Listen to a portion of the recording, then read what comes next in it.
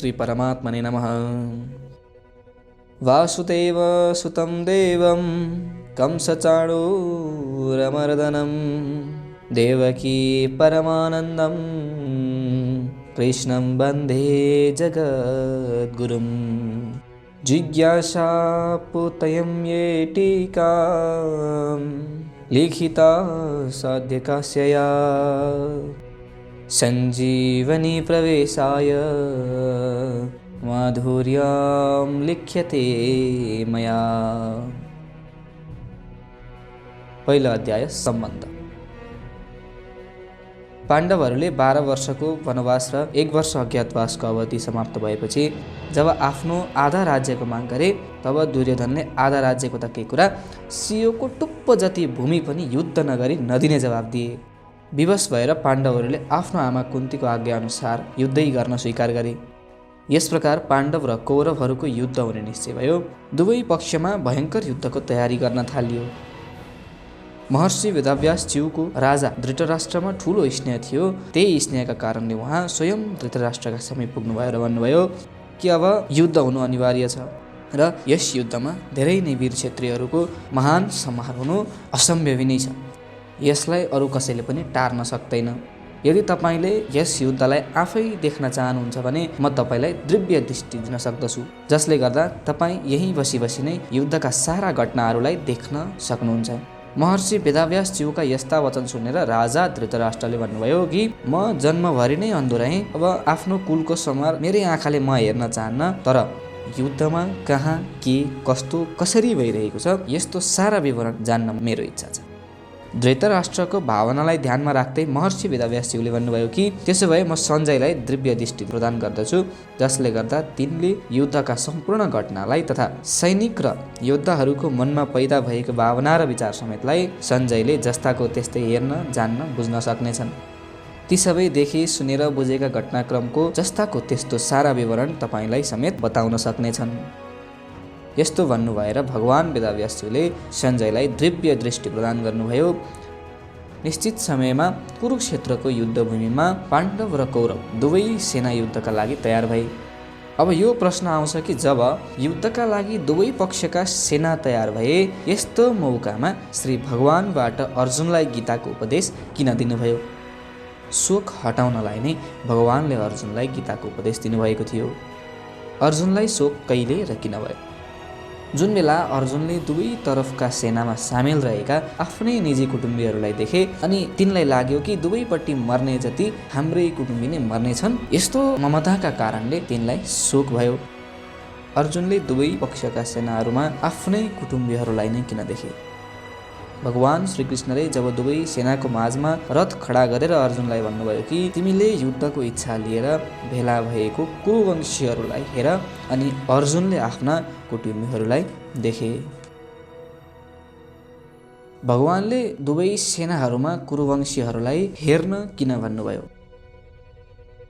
अर्जुनले पहिले भगवानसँग भनेका थिए कि हे अच्युत, दुवै सेनाका माझमा मेरो रथ खडा गर्नुहोस्, जसले कि म यो हेर्न सकूँ कि यहाँ मसँग जोरी खोज्न को उपस्थित छन्। अर्जुनले यस्तो किन भने? जब युद्धको तयारी पुरा भएको बाजाहरू बजे अनि उत्साहित भएर अर्जुनले दुवै सेनाको माझमा रथ खडा गर्न भनेका हुन्। सेनापति भीष्म पितामहले जब सिंह समानको गर्जना गरेर शङ्ख बजाउनुभयो तब कौरव सेनाका बाजा बजे र पाण्डव सेनाका पनि बाजा बजे। भीष्मज्यूले शङ्ख किन बजाउनुभयो?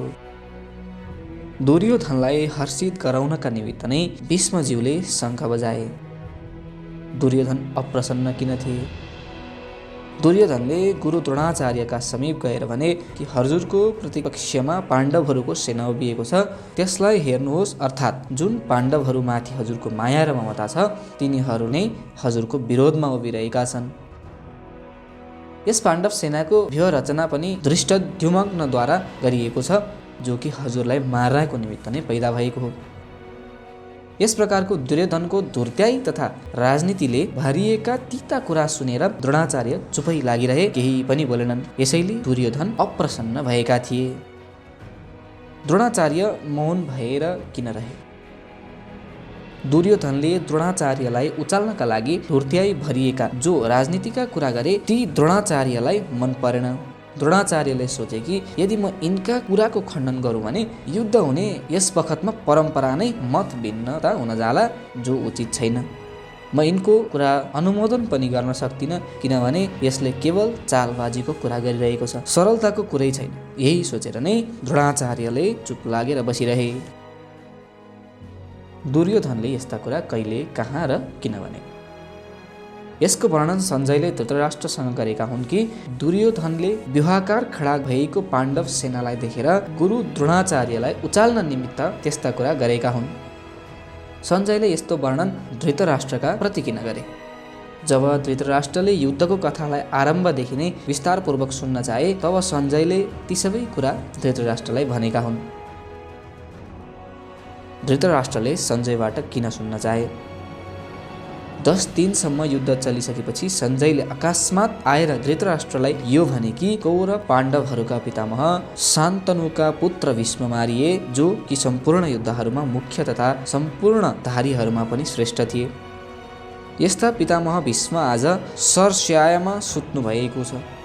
यस समाचारलाई सुनेर धृतराष्ट्रलाई ठुलो दुःख भयो र उनी विलाप गर्न लागे। अनि राजा धृतराष्ट्रले सञ्जयबाट युद्धको सारा वृत्तान्त सुनाउनलाई भने तथा सोधे, हे सञ्जय, धर्मभूमि कुरुक्षेत्रमा युद्धको इच्छा लिएर भेला भएका मेरा पाण्डुका पुत्रहरूले के गरे?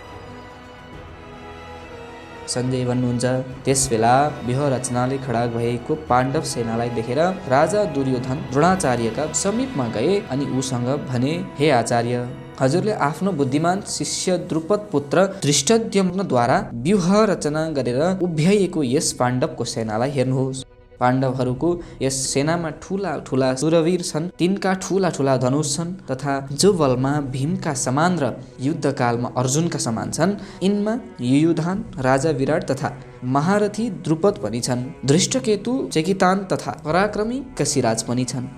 पुरोजित तथा कुन्तीभोज यी दुवै भाइ तथा मानिस मध्येका श्रेष्ठ सभ्य पनि छन्। पराक्रमी युधामन्यु तथा बलवान उत्तमौजा पनि छन्। यी सबैका सब महारथी छन्।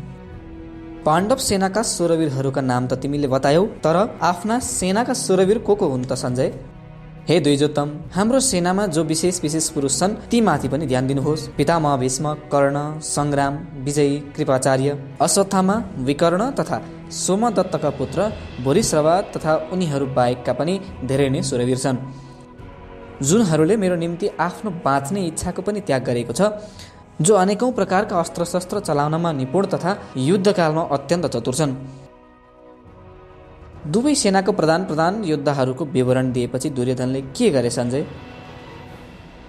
दुर्योधनले आफ्नो मनमा विचार गरे कि उभय पक्षपाती भीष्मद्वारा रक्षित हाम्रो सेना पाण्डव सेनामाथि विजय प्राप्त गर्नमा असमर्थ छ र निज पक्षपाती भीमद्वारा रक्षित पाण्डव सेना हाम्रो सेनामाथि विजय प्राप्त गर्नमा समर्थ छ।